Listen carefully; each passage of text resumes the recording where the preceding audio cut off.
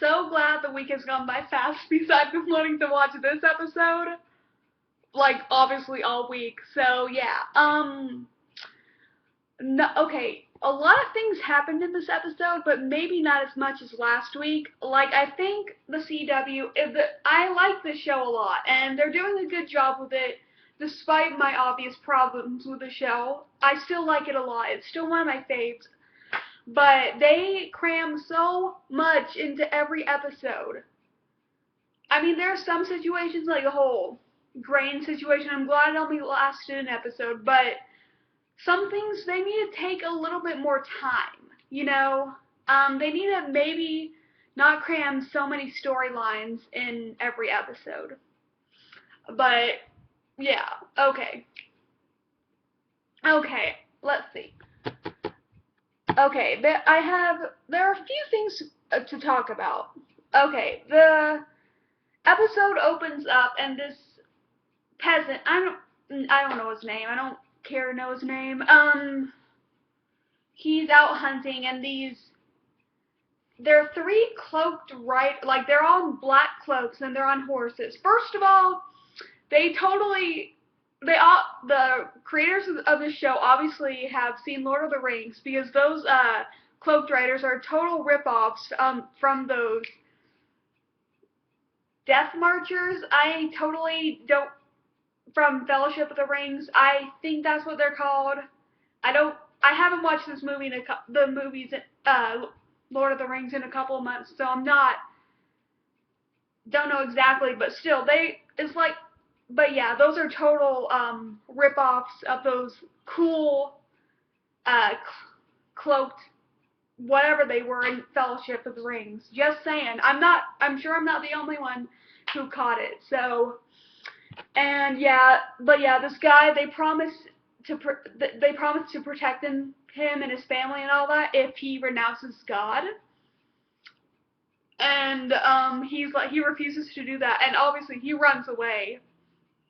But and then later we see in the episode, we see Bash and Louie going to this guy's house and him telling them all about it, and they're like, they don't know what it is. And then, like, this is a really short storyline, so it won't take them long to talk about. But anyways, and then they go back, and we realized that guy, he killed his whole family, and he's like, he doesn't know why he did it, he just did. And then they, like, lift up the guy's shirt, and there's this mark. They don't know what it means, but I don't know. And then later, obviously, they arrest him, and they're gonna arrest him, so, yeah. Yeah, I don't really want to talk about that. There are other things I would rather talk about. But yeah, I don't know what to make of that part, but I want to see more, but there are other things that happen in this episode that are more important. But anyways, and this part I'm going to talk only a bit about. Narcisse comes back to the castle, and lo and behold, he has Estelle with him, the lady who helped take care of Lola after she gave birth in the first episode. Apparently Narcisse married her, and she's his fourth wife, and then first of all, why he married a freaking commoner? I don't know, I just thought that was so weird, but you know, but apparently we learned her father owed a debt to him, and he's like, well, he married her so she could keep her land, so yeah, and she doesn't like being married to him. And she goes to Lola and asks for help, you know, to get her out of it. And Lola does help, and things go a little wrong. And she killed and then she killed, like, trying to escape. She killed one of his guards. We didn't see the escape. I'm fine with that. And then Mary steps in, and she does end up helping Estelle escape. And then later in the episode, we learned that, like, the last, like, 5 minutes or so, we learned that Estelle thought she saw her family, her family as ghosts, and she goes to a cliff and she obviously sees them and she thinks they're alive and she jumps off a cliff and she's dead, which, not that sad at all, wasn't attached to the character. I mean, I thought, when she was brought back in this episode, I was like, oh my gosh, is she gonna be a regular? I was fine with her for a couple episodes, but not saying I'm glad she's dead.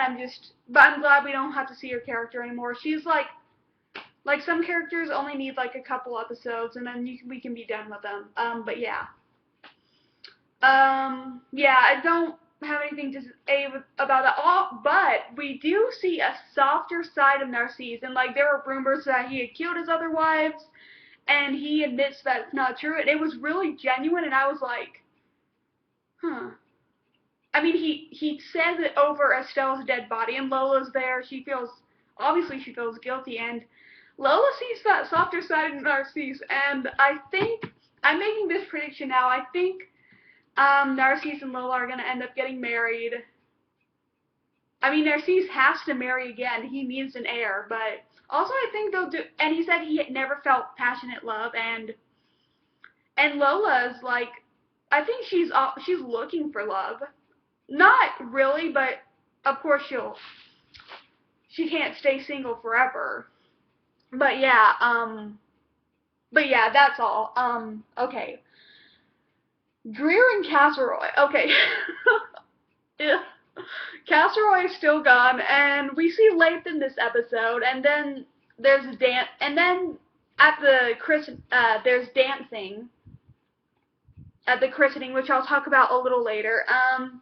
And yeah, Greer and Leith dance awkwardly together. I was thinking, oh my gosh, please don't kiss. Like, I'm like sick of their love story. I'm over it.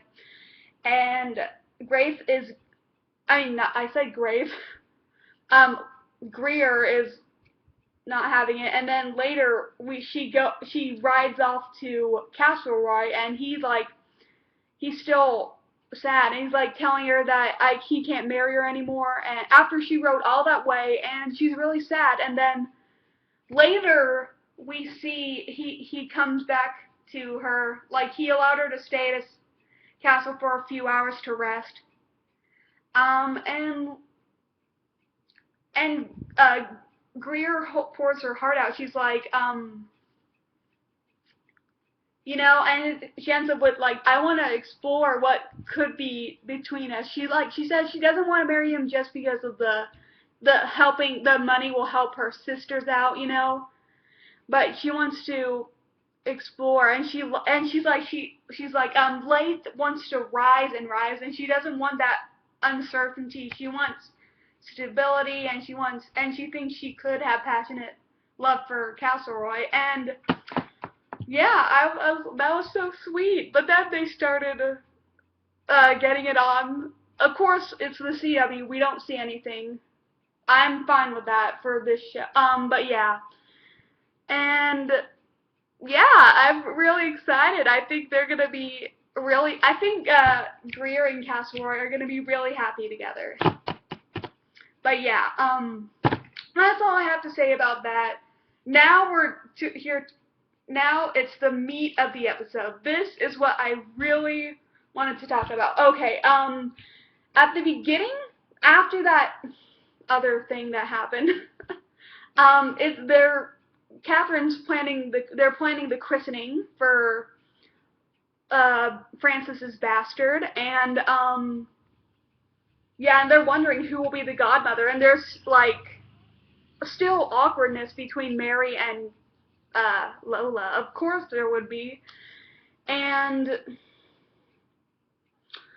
then later, like, Mary and Lola, they like have it out, like, because Lola's like, you never got angry at me for this.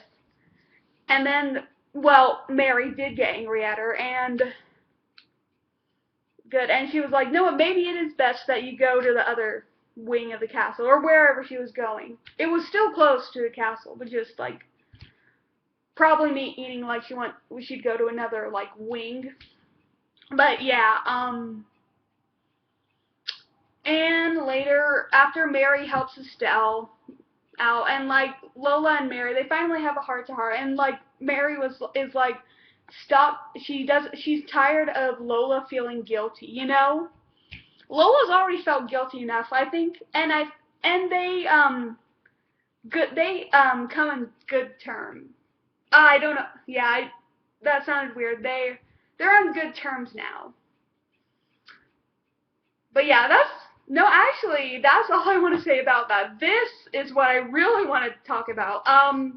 Mary's pregnant. We had seen that she said she was pregnant in the preview last week of this episode, and it's confirmed. And she tells Francis he's happy, and then later we see them having sex. And first of all, I have to say, I hate the Francis and Mary sex scenes. They're so awkward.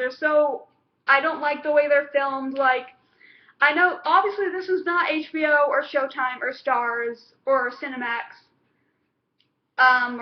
or even Encore. Like, they can't show a lot. They can show, like, arms, legs, back, cleavage, maybe side boob every once in a while, but yeah, but yeah, I hate them. But anyways, Catherine comes barging into the room, and she's like, "Oh, I can't wait. I hope you have a son." And Mary's like, "How could you possibly know?" Yeah, my failure attempt at an English accent. I never do accents, and sometimes I do them for fun, but I know they're bad. But anyways, but Catherine's like, she's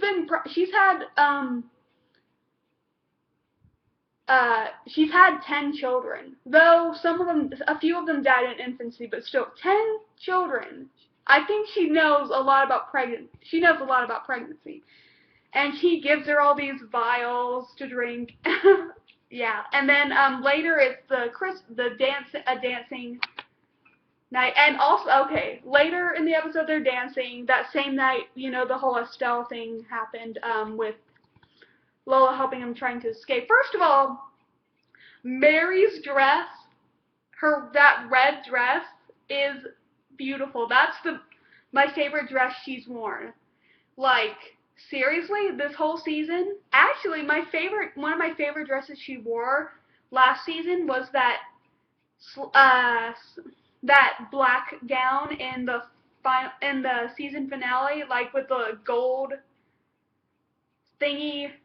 Right, I don't know how to describe it. All I know is that's beautiful. But now that red dress is my favorite dress she's worn. And crap. But yeah, crap. And then but yeah, she obviously Mary can't dance and all that. And then later, fast forward a little bit in the episode, and it's the christening. And then Mary and Francis, they're off, and they're outside. Yeah, I'm all over the place. Yeah, and also Mary's wearing a lovely pink gown. I love it, that one too. And then Francis and they were planning on doing. It's almost time for the christening, and Mary she's like, feels pain, though she doesn't tell Francis, of course, and she's like, "Oh, I have a present in the carriage to get." And and then he goes off. He's okay, like, okay, Francis. And then Louis, and it's like, is there anything wrong? And then she feels more pain, and then he escorts her back to the room, and then we see that Mary is losing the baby. I knew that would happen. Anyways, and Louis like, "We need a physician." She's like, "No, I'm losing my child." And yeah, she's like, "Don't tell Francis."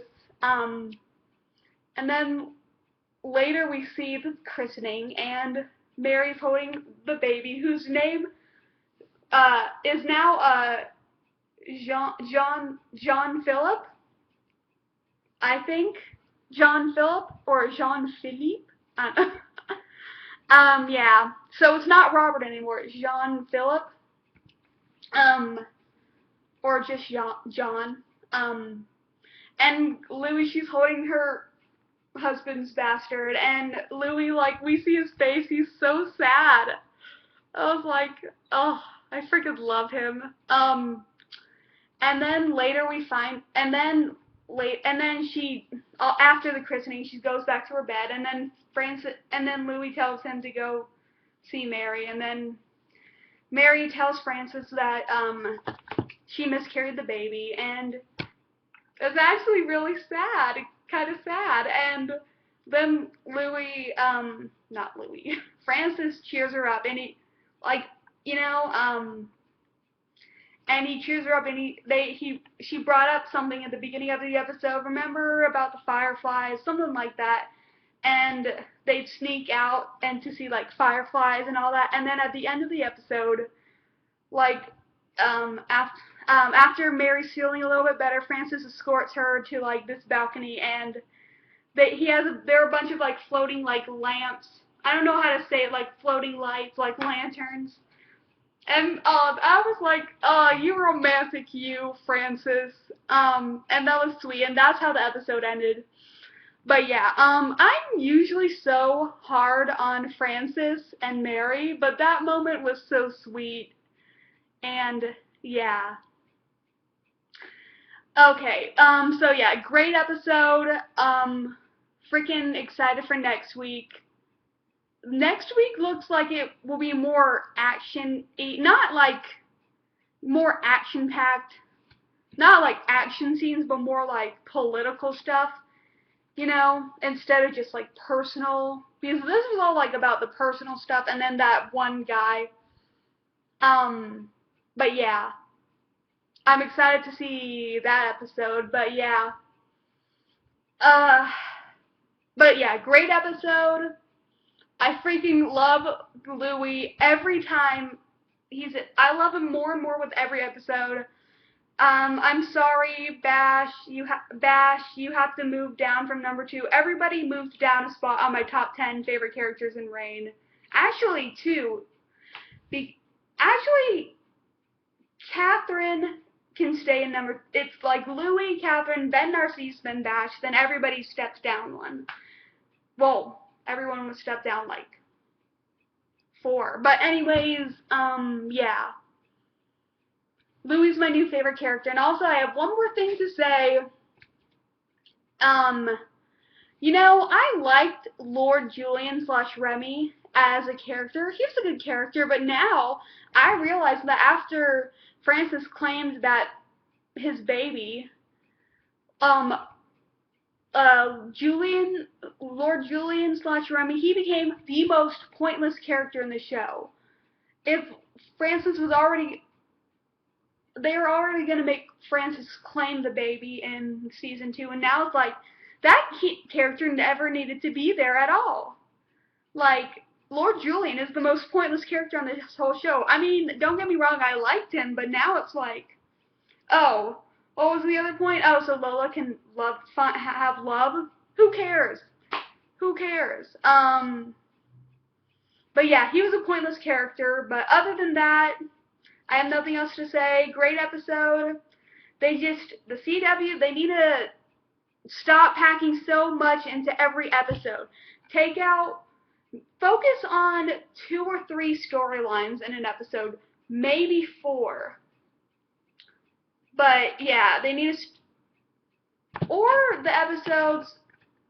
if the episodes were 50 minutes long, it ran all together, it'd be much simpler. But of course, it's the CW, so there are commercials. But yeah, like I said, great episode. It's a 5 out of 5 episode. I really loved it, and I can't wait to watch it again. And even more, I can't wait till next week. And let me know what you thought of the episode. I'd like to know your thoughts. Yeah, I'll see you later.